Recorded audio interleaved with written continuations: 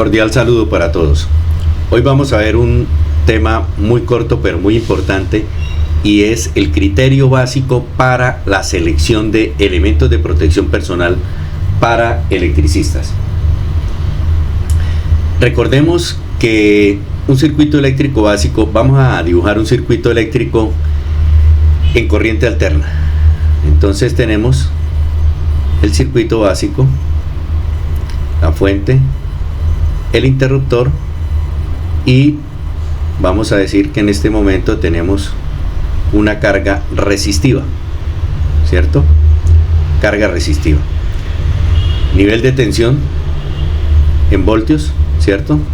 Imaginémonos que sea un circuito habitual, residencial. Entonces estaríamos hablando de 120 voltios, 60 ciclos o 60 Hz.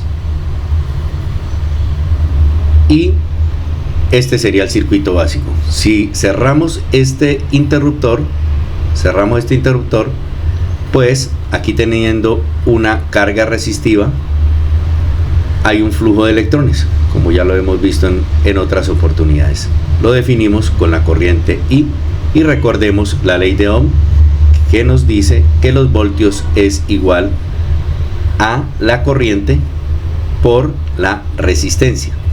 Si hacemos aquí un despeje, nos quedaría que la corriente es igual a el nivel de tensión en voltios sobre la resistencia en ohmios. Este sería un circuito básico. Si nosotros este circuito lo hacemos de una manera análoga, vamos a tenerlo aquí el circuito de una manera análoga, nuevamente una fuente de tensión acá, un interruptor acá, y aquí tenemos una carga, pero en este caso la carga ya no es una carga resistiva como la presentábamos en esta primera sección de la gráfica, sino que en esta ocasión la carga es un ser humano. Recordemos que hay otros videos donde hablamos de los resultados o el impacto del paso de la corriente eléctrica a través del cuerpo humano. Se cierra aquí el circuito y hay un paso de corriente a través del cuerpo humano, que también tiene una componente, por ahora vamos a decir que es componente resistiva, pero sabemos que el cuerpo humano tiene una configuración resistivo-capacitivo. Si nosotros consideramos esta ecuación, donde la corriente es igual a la tensión por la resistencia, observemos que a mayor resistencia, por ser una relación inversa entre la corriente y la resistencia, a mayor resistencia la corriente es menor. ¿Estamos de acuerdo? Si yo empiezo para un nivel de tensión constante, digamos que vamos a manejar esos mismos 120 voltios, si yo empiezo a aumentar el valor de este denominador, que es la resistencia, lógicamente la corriente empieza a disminuir. ¿Qué quiere decir eso?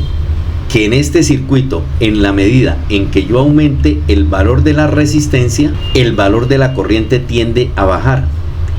Y si esta resistencia tiende a ser infinito, es decir, si yo digo que la corriente es igual al nivel de tensión, que lo estamos manteniendo constante, sobre una resistencia que en este caso sería una resistencia infinita, quiere decir que la corriente podría estar llegando a cero. La pregunta que nos hacemos acá en este caso, ¿cuál es? ¿Cómo hago yo para que el valor de la resistencia de mi cuerpo o de este cuerpo sea tan alta que prácticamente sea un circuito abierto para la corriente? Pues ese aumento artificial del valor de la corriente del cuerpo lo vamos a lograr nosotros aislando este cuerpo. ¿Cómo aislamos ese cuerpo? Le colocamos un casco que sea de un nivel de tensión superior a este nivel. Aislamos sus manos con guantes, que en este caso serían dieléctricos, e igualmente podemos aislar sus pies con botas dieléctricas, o incluso lo podríamos parar a esta persona sobre una manta aislante, ¿cierto? Entonces quedaría la figura quedaría de esta forma. La persona quedaría parada prácticamente quedaría parada sobre el aire si el nivel de tensión de esta manta igualmente es superior al de el nivel de la tensión que podría estársele aplicando. Es decir, que para esta figura que ya lo conocemos, que se llama el choque eléctrico, que el choque es cuando la persona queda directamente inmersa en el circuito, entonces la corriente tendería a cero. Aumento artificial de la corriente del cuerpo mediante el aislamiento que le proveen los elementos de protección personal. Esto es protección contra choque eléctrico. Vamos a ver ahora lo que sería la protección contra el efecto de arco eléctrico. Vamos a mantener el mismo circuito básico, pero ahora vamos a cambiar la forma en que la persona podría quedar inmersa. Tenemos entonces el circuito, tenemos el nivel de tensión, tenemos nuevamente la figura del circuito, el interruptor, y en este caso tenemos que la persona estaría ubicada no en contacto de tal manera que forme la posibilidad de un choque eléctrico, sino que está en cercanías al circuito, y por alguna razón este circuito se cierra a través del aire. Entonces esto se llama el arco eléctrico. No es, este dibujito no es una resistencia, sino un arco eléctrico, es decir, el circuito se está cerrando a través del aire y ese arco puede impactar a la persona. La persona se encuentra aquí en determinada distancia, ¿cierto? Se encuentra acá en determinada distancia, pero esta energía que llamamos energía incidente de arco, ¿cierto? La energía incidente del arco, esa energía puede impactar a la persona dependiendo de la capacidad de inyectar corriente a través del aire de este circuito. Aquí tenemos nuevamente el circuito se cierra a través del aire, hay una corriente, la persona no forma parte del circuito como en la anterior figura, sino que está en cercanías, el arco puede impactarla. Entonces en esta parte, ya si la persona tenía su casco, ¿cierto? Tenía sus guantes y tenía sus botas dieléctricas, aquí esa protección, que es excelente para el caso de choque eléctrico, esa protección no es la ideal para protegerlo contra el impacto de arco eléctrico. Es decir, ahora hay que complementar esa protección de choque en elementos de protección de choque, hay que complementarla con un elemento de protección contra arco. Y ese elemento de protección contra arco, ¿cuál es? El traje ignífugo.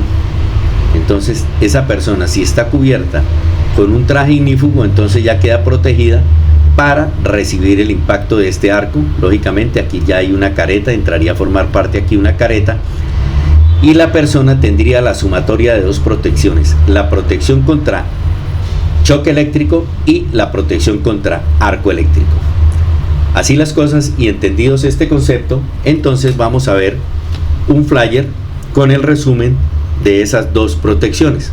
Aquí lo tenemos, ya teniendo claro el concepto de protección contra choque eléctrico. Acá, choque eléctrico, casco, guantes, botas dieléctricas. ¿De qué nivel? Del nivel de tensión superior al del circuito o sistema eléctrico en donde estemos interviniendo. Y el traje ignífugo nos protege contra el arco eléctrico. Pero tenemos que saber qué categoría de traje ignífugo nosotros vamos a emplear. Esa categoría la define el estudio de arco, que nos da el valor de la energía incidente, y con base en ese valor seleccionamos el traje. Para este caso, en este caso, esta es la etiqueta de arco que debe estar colocada en los tableros de distribución, en las celdas de media tensión, en los switchgear, en los componentes o equipos eléctricos susceptibles de emitir arco eléctrico ante una falla. Está esta tarjeta. El electricista, en la fase de planeación del trabajo, debe revisar, ir solamente a mirar el valor de la energía incidente para posteriormente, por ejemplo en este caso 1.10 calorías centímetro cuadrado, está entre 0 y 1.2, él podría utilizar un traje ignífugo de categoría 0.